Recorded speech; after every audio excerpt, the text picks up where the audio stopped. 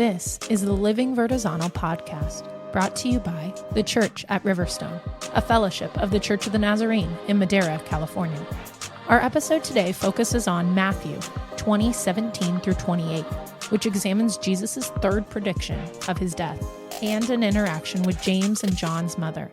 Together, we will be discussing our call to maintain a servant's heart. Hi, everybody. I'm Nick. I'm Natasha. I'm Brittany. I'm Derek. And we are the Living Vertizontal podcast, back with you this week to continue our conversation through Matthew. As a quick reminder, last week we worked through Matthew chapter 20, verses 1 through 16, where we looked at Jesus' parable on the workers in the vineyard, which ultimately led us into a conversation on God's call to empty ourselves and working into keeping our eyes focused on him.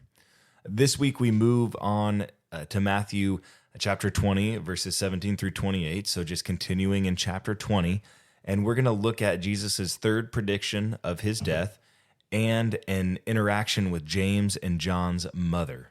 Today, I think we have Natasha reading for us. So Natasha, would you be willing to read Matthew 20, 17 through 28? Yes. So Matthew 20:17. Now Jesus was going up to Jerusalem. On the way, he took the 12 aside and said to them, "We are going up to Jerusalem, and the Son of Man will be delivered over to the chief priests and the teachers of the law.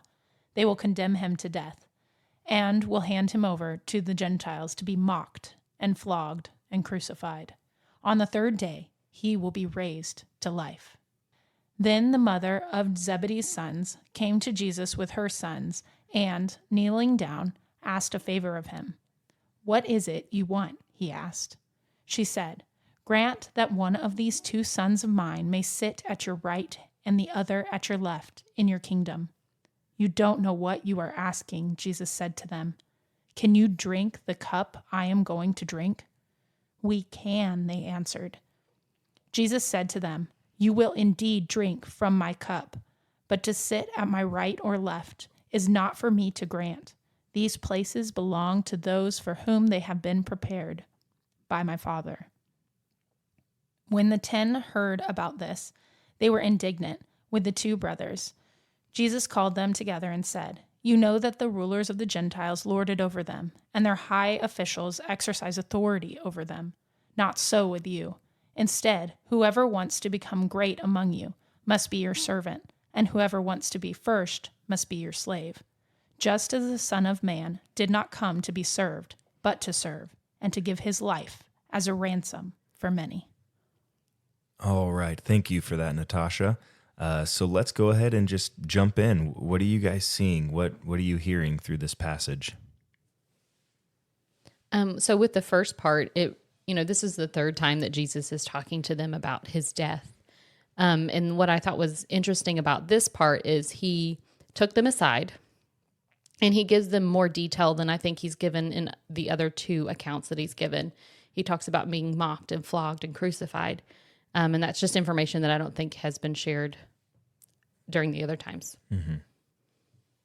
Well, and I think that this is kind of an important characteristic of the Gospel of Matthew, because Matthew's whole intent is to kind of legitimize the claims of the Jewish Christians who say Jesus as the Messiah. So in this way, the writer of Matthew is kind of affirming, hey, you're okay in believing that Jesus is the Messiah because look, Jesus himself was prophesying and redefining the Messiah all along. This isn't something that then came after his death that the disciples made up. This is something that Jesus had been legitimizing and prophesying about. He knew this was coming, and he was trying to redefine what the Messiah would be, that the Messiah would be this servant king, which the writer of Matthew really just tucks this in here really well in the middle of this conversation of what it means to kind of lower yourself. Mm-hmm. Because we've been talking about this now for a couple weeks, and so we'll continue to talk about this idea of,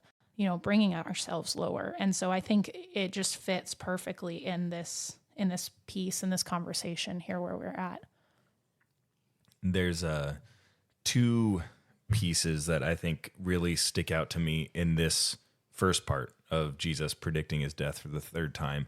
And one of them is, I think in discussing and reading through the Gospels, I, and maybe most, kind of have a bad taste in my mouth and our mouth for the religious officials. Like it always seems like it's Jesus pitted against the Jews, right? And that's like the tension that exists through this. And yet, in this third prediction of his death, he brings out that there is both Jew and Gentile involvement in the death of Christ. And so instead of it just being like this one track mind where it's like, man, the Jews are guilty of the death of Christ. No. All are guilty of the death of Christ. He's doing something so that they don't feel so alienated. It's Right. So that was the one thing that I noticed. And then the other thing that I noticed was the "we are going" statement that he makes at the beginning of verse 18. It's almost as if when Jesus has pulled them aside, up to this point, he's been talking about how I'm going to suffer, I'm going to die. And now he makes a statement, we are going to initiate this conversation on his death or his suffering and subsequent death.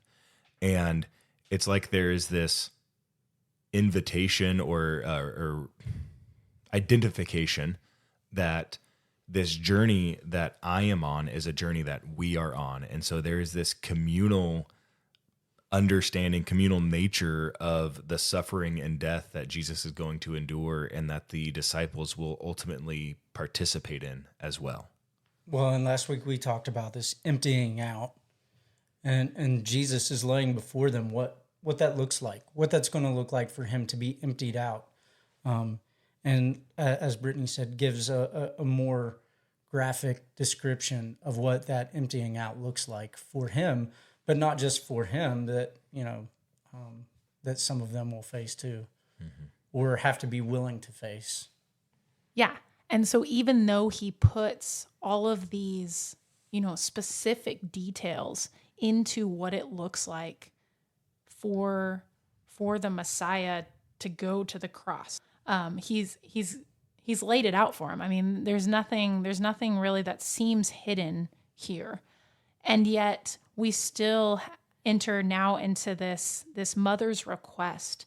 And she presents an earthly request that's clearly for an earthly kingdom. So I guess we can say that Peter maybe isn't alone, and that maybe Peter is just the spokesperson for the disciples who are still trying to come to terms with what it looks like to be the Messiah, to understand this upside down kingdom. And to participate in the upside down kingdom and what that looks like. Well, I think that has a lot to do. Like, we can see that even now. We know what it costs to follow Christ, but yet we still struggle. We still struggle with laying down the things that we desire for the things of the kingdom. And I mean, this is still, the disciples are still desiring this king and this kingdom that is earthly. And I mean, even their parents are wanting that as well for them. It's like they're caught in the tension that we experience, Absolutely. the very tension we experience today. Mm-hmm. Mm-hmm. It's almost like the rich young ruler has come forward, like in this, what comes out of their mother. Like, they're still thinking of, like, what am I going to get out of living in this kingdom? Mm-hmm. And they're wanting to be elevated to a place of honor, to a place of prestige, they're wanting something out of this relationship. And the whole time, like, Jesus is calling them to not worry about the status, worry about the mission. And so, I don't know, that's kind of something that sticks out to me. As a mom, and I don't know that, I know this is more just talking about the disciples, but as a mom, I can see, if there's a chance that there's a kingdom that my children can be at the right and left hand of God, if I just ask, because what's the harm in asking? It's not going to hurt anything. But I think about me as a mom now. I want so much for my kids, but those desires that I have very well might not be what God has for my kids. So I have to be willing to, pray that God would just guide them to his will and not necessarily mine or theirs. And I think as you were saying that, Brittany, it made me think about, in this society, what the mother would have gained. Like, we like to think, as parents, we like to think, oh yes, I'm being totally selfless, wanting all these great things for my kids. But there's parts of it that, I think as a parent, even in today's society, we can feel proud because our child has excelled at something or done really well at something, or has, we can, there's just lots of different scenarios. And so I can't help but feel like, this mom was probably thinking, well, if my boys sit at the right and left hand of the king, this new David, I'm gonna, this is gonna change the trajectory of our whole family. That honor will be bestowed upon her as well. Right. You know what's crazy to me in this conversation is you brought up the rich young ruler, and at the end of that parable, the disciples say, well, we've done all that, so what do we get? And he says, you will sit at 12 thrones judging the tribes of Israel. Jesus has already identified that they will have an elevated position, and yet for some reason sitting on one of 12 thrones is not quite enough. Like, my throne actually needs to be next to yours, Jesus, for it to matter more. Yeah. And so just this continual grasping for power that exists. And I recognize it's the mom who asked the question, right? But if you are looking in, verse 22, Jesus's response is, you don't know what you are asking. You don't know what you are asking. Jesus said to them, can you drink the cup I am going to drink? So responds to the mother and then asks a question of what I would assume is James and John, because it's their mom, or maybe the rest of the disciples as well. But either way, it's the mom asks the question, but then Jesus answers the disciples. And so perhaps it's not just, maybe the mom did it on her own volition and it had no influence from anybody, but perhaps there was also some conversation that was happening amongst the disciples about sitting at his right and left. And so still this desire for more, like, okay, sweet, we have 12 seats, but wouldn't it be neat if my seat was the seat that was next to Jesus? That's the seat that I actually want. It doesn't matter that I have a seat if it's 6 seats away from Jesus. I need the one next to him. And so, like, maybe the mom hearing this is like, all right, let me settle this. Yeah, I tend to think that it wasn't like, I imagine that, yes, it's probably addressing James and John, but I imagine that they were all thinking it because, Jesus knows how to read the room. So I imagine it was a thought that at least was on the minds of the disciples, and which is really ironic because he keeps trying to hammer home like this is what the kingdom of heaven is going to be. Like, this is your position within the kingdom of heaven. But wait, I want more. And instead of wanting more of Jesus, they want more of what Jesus can give them. And the crazy thing is this competition that exists leads to opposition amongst them. These 12 men who have journeyed with Jesus, that have learned, have seen the miracles that he is able to perform, that know that he is the Messiah, and yet they give in to these competitive ways of society and trying to further themselves and self-promote and climb this ladder of influence. And in so doing, that breeds opposition within the ranks of these 12 men. And as I think about that, I mean, we are a world away from this biblical times, and yet our society is still very, very similar. We work to climb the ladder, to garner more influence, and we talked about this last week, and this conversation is continuing on. And I don't think until this week I ever thought about the fact that participating in that structure breeds opposition. And that's antithetical to the gospel. Well, and we know that Jesus doesn't want that. I mean, he prays against that. Right. And, he says, Father, may they be one as you and I are one. Right. And not just them, but all of those. I mean, we are prayed for that we would be one. And so this mom asked this question, and Jesus's response is, "Can you drink the cup I am going to drink?" And so I think it would probably be a good idea to have a conversation on what this means. What is this cup that he is referring to? They answer in the affirmative, we can. And he doesn't disagree with them. He says, you will. And so what do we know about this cup of suffering? Just his language, the use of the word cup, kind of takes me to the Garden of Gethsemane, which we're going to end up here in a few chapters. And he's praying and begging the Father to take this cup from him. And so what I hear is like this cup of the cross, this cup, like that's what Jesus is begging be taken from him. Isn't there some other way? Can't we save the world by doing from sin and suffering by doing something different? Isn't there another option? And, we know, that Jesus goes to the cross and he's obedient to that. But so then that leaves me with this, well, this cup is then like this cross or the suffering that Jesus is going to endure. And we know that James and John are apostles. And we know that James is going to be, I believe he's the first of the martyred apostles. But John, we know that John is not going to suffer in the same sort of way, like this martyrs type death. And he's going to go on, and he's the only of the apostles who we believe died of natural causes. And so this cup has to refer to more than just this martyr's death.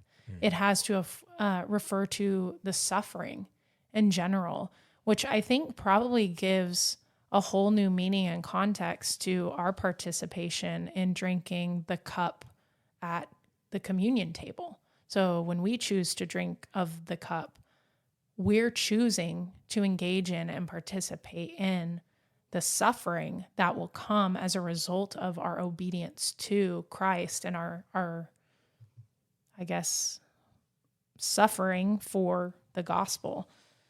So we know that John will go on, and he's going to be imprisoned on the island of Patmos, and we can guess that this is later in his life. And so for an elderly man to be living and dwelling in this cave, essentially, probably wasn't ideal circumstances. It was probably quite difficult. There's not much evidence we have of John giving a lot of complaint, but we know that while he was here, we get the book of Revelation. And so we know that even in the midst of all of his suffering, God was with him, and he continued to speak to him and use him in mission, even though he was isolated, and affect us for still to this day. As you were saying what you were about the cup of suffering and this participation conversation when we're receiving or participating in communion. Previously, Natasha, we have talked about what does that mean actually for us, though, to participate in the life, death, and resurrection of Christ. And just while you were talking about it, a thought came to me. And so maybe we can test the thought, but in the context of these parables and these conversations that we have been working through for the last couple of weeks now, it would seem as though that the suffering, sure, could be physical, but for the most part is in the denial of self for the sake of the gospel. Mm-hmm. So it's a willingness to set aside my desires and my wants and my comforts and maybe even my rights based on where I live for the sake of the gospel, for the furthering of the love of the and that Jesus represents, and the breaking in of the kingdom of heaven. And so the suffering, the cup that the disciples drank from, the cup that Jesus drank from, right? Ultimately, they had to endure different things, but it was the same cup of participation in the ushering in of the kingdom of heaven, and suffering was involved in all of that deeply when we talk about this denial of self. When Jesus was in the garden, he was suffering immensely because there was this battle that was happening because he didn't want to have to die. And yet he had to deny himself and say, not my will, though, yours be done, Father. And so perhaps this conversation of suffering, participation in the suffering, participation in the life, death, and resurrection of Jesus is really a participation in the denial of ourselves. And when we use that to like segue into the next portion of this passage, we're not going to really worry about where we're seated. Like that's not going to be in our mind, because to carry out the mission of Christ will take precedence over if I'm going to sit at his right or left hand. And so, I think Jesus is trying to point back the focus to the mission and not the result. Well, and I think today in the church, this is what we see. We see this conflict emerging. We see the competition emerging. We talked about that a little bit last week. We see this lack of oneness or communing. If we can get ourselves to a place where we can fix our eyes on Jesus and make him be the main thing of everything we do, if he's our motivation for everything, like you said, then all we're doing is carrying out his mission moment by moment, step by step, large project by large project. Everything is focused on and centralized on Jesus. There is no vying for position. There is no moving up this ladder of hierarchy. It fades away into the background. And I think this is the prayer that Jesus had for all of us, is that we be one in this way. We be unified. We may disagree on 1,000 different things, but if we can be unified on our main thing, if we can be unified on our Jesus focus, then we're going to be able to do incredible things on mission for the kingdom, because that is his intent.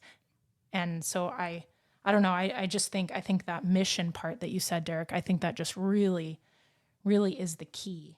To this. And these are the early church leaders. These will be the early church leaders. And so, like verse 24, when the other 10 heard about this, they were indignant.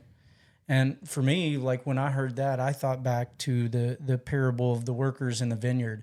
And the ones who were there the whole time they're like, well, wait, this isn't fair. Yep. This isn't fair. Well, like they're getting upset in reality, like we are. They probably are like, I'm upset that they asked before I did. I'm not upset about what they asked. I'm upset because they got to the question before I could. And so, like, if we keep the main thing, then the leaders aren't worried about, like, we're not jockeying for position. We shouldn't be doing that in the church anyway. Like, we have all these things and we talk about, numbers and all, like, we care and concern ourselves with that so much that the main thing shifts to what we've made the main thing. And then we worry about all these things that the disciples were worried about. And so it's almost like Jesus is preparing them after what he comes out of with the parable of the workers in the vineyard. He tells them it's like the reminder, it's going to happen. I'm going to die and I want you to get it. And then they go back to this jockeying for position. So they leave that state, kind of goes into this reminder, and they're right back to it. And he's just trying to get them to understand, my kingdom is different. Don't worry about your position. Worry about the mission. You know what's ironic about the question of being able to sit at the right and the left when his kingdom comes? The two people that were at Jesus's right and left as the kingdom broke in and the veil was torn were two criminals. They were the least. They weren't the ones that were striving for power and influence. They were the ones who were just really hoping to survive the next day. And those were the ones, maybe unconventionally, because I don't think James and John's mom had it in her mind that the throne would look like a cross. But they were the ones who were at his right and left, not his disciples. And so in continuing this conversation, Derek, that you were having about really like the power structures, like how things are set up, whether you're talking about in the church or in the world at large. I mean, ultimately, there is a ladder that exists. There is avenues to climb that ladder. As you move up that ladder, more influence is garnered, more respect is given, usually increased responsibility, usually increased reward as you climb that ladder. And Jesus, thousands of years ago, calls that out because it was the same way that the Gentile world was structured, right? I mean, this is how Rome was built, on this mentality as well. And Jesus says, you know, even though this is how the world is, not so with you. This is not how you are to exist. This is not how you are to participate. And so then the question becomes, so then, what does it look like for us to hear Jesus is not so with you today? I think the first thing we have to recognize is the issue is not the structure. Jesus is not saying the structure is the problem. He's saying our use, the way we're trying to manipulate the structure. Yeah, our participation or interaction within the structure is the problem. Again, it comes back to this heart in the structure is the problem. And so I think that it's really important for us to constantly be checking our motivation. Mm-hmm. Am I doing this particular task at my job hoping to get noticed by a superior so that way they might promote me to a higher level position? Or am I doing this because I love Jesus and he has commanded me to work at whatever I do with all my heart, so I'm going to do that because I love Jesus and I want people to see the light. And I think that difference is what, I think that's what Jesus is trying to call to their attention here. Because we know, like you said, they're going to be placed on thrones. So the issue isn't the structure. The issue is the heart. I would agree. When I think about, as a leader in a healthcare facility, I'm responsible for the actions of my employees. Whether I like it or not, I'm responsible.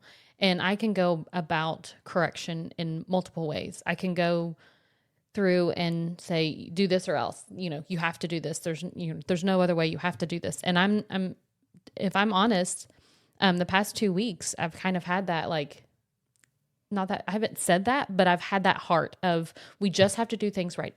You just have to do things right. But on Sunday, when we read this, it made me think yes, ultimately I'm responsible for what they do, but I'm also responsible for their soul. I'm responsible for their salvation, as far as I'm responsible for showing them Jesus when they don't know it. And how much easier is it going to be for me to tell them about Jesus if I am serving, if I am asking them to do something in a way that I would be willing to do it myself? We have this thing, and I don't know how relevant this is for here, but we have this thing that it's called a no pass zone. If a call light's going off, it doesn't matter who it is, they have to go in and take care and find out what's going on and try to help that patient. It doesn't matter if you are dietary. It doesn't matter if you're a leader. It doesn't matter if you're a nurse or a doctor. It's a no-pass zone. You go right in and you take care of it. If I'm not willing to do that, if I'm not willing to stop and take care of that situation, but I'm telling my employees they have to, that's not going to translate very well to them. That's to me not a very effective leader. And I think Jesus is not only speaking to leadership in the church, but I think leadership in general. You have to serve if you want people to follow. You have to serve in a way that people know that you care. I deeply care about my employees, and I want them to do what's right. And in order for them to do what's right, I have to serve them and care for them and show them how to do what's right. I just have there was a song that I used to listen to when I was younger, and these words just keep coming to my mind, and it just, that it's an honor to serve. And I don't think that we often look at serving others as an honor and a privilege. We kind of look at it almost like the workers, like we were serving for our benefit, not for someone else's benefit. Right. And so, like, for me, that's the challenge that I take away from this passage, that I look at serving as an honor, because when I serve, I'm continuing the work that Jesus did before me.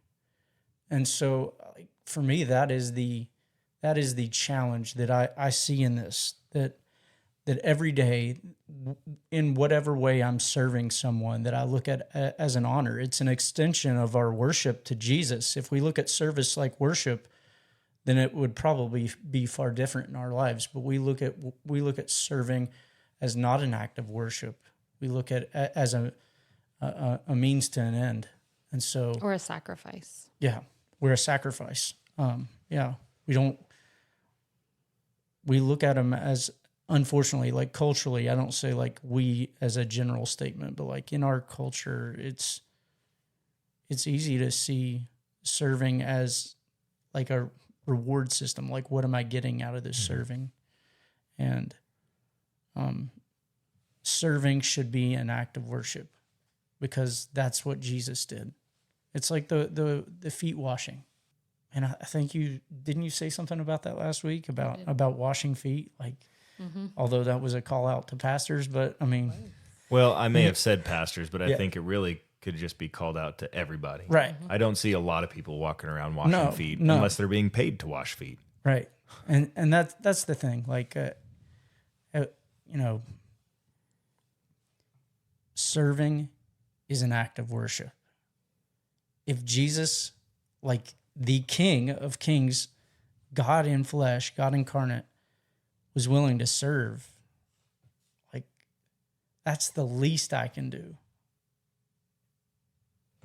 And I think it's such an important thing too to bring this. I mean, there's a lot of us here who are pastors, and so to bring this into the secular workplace as well, because I think so many of us have a tendency in the secular workplace to divorce our call to serve from whatever it is that our secular employment requires of us. Like we have this partition in our minds where we think, well, in this, like, this is just the way we do this. You know, in the business world, I need to make sure we hit our profits. I need to make sure, like, forget the fact that doing this thing would be maybe a Jesus. Like, we can't afford to think that way. The shareholders won't allow it, you know? And I think we try to justify it because that's not the way our secular world expects us to operate. And so we've partitioned it. Some of us, I mean, completely out of ignorance, not even realizing that that's what we're actually doing. But Jesus looks at us and he says, not so with you. Whoever wants to become great among you must serve. And so I don't know. I think that it's good that we, you know, these conversations, I feel like they kind of come back full circle, but maybe, you know, instead of just like focusing on like the church and the church conversation, it's important. Brittany, I really appreciate your example too, because it made me think about it from a top-down perspective, whereas I had been thinking about it from a bottom-up perspective, probably because that's been my position always, you know, like, so. And so, through this passage this week and building from the passages in the weeks past, we come to this place again. I'm not going to say it's the first time, but we come to this place again where Jesus has called his disciples then and his disciples now to serve. Wherever we might find ourselves, whatever position we might be in, whether in the workplace, whether in familial relationships, whether in romantic relationships, like whatever it is, Jesus has called us to a position of service.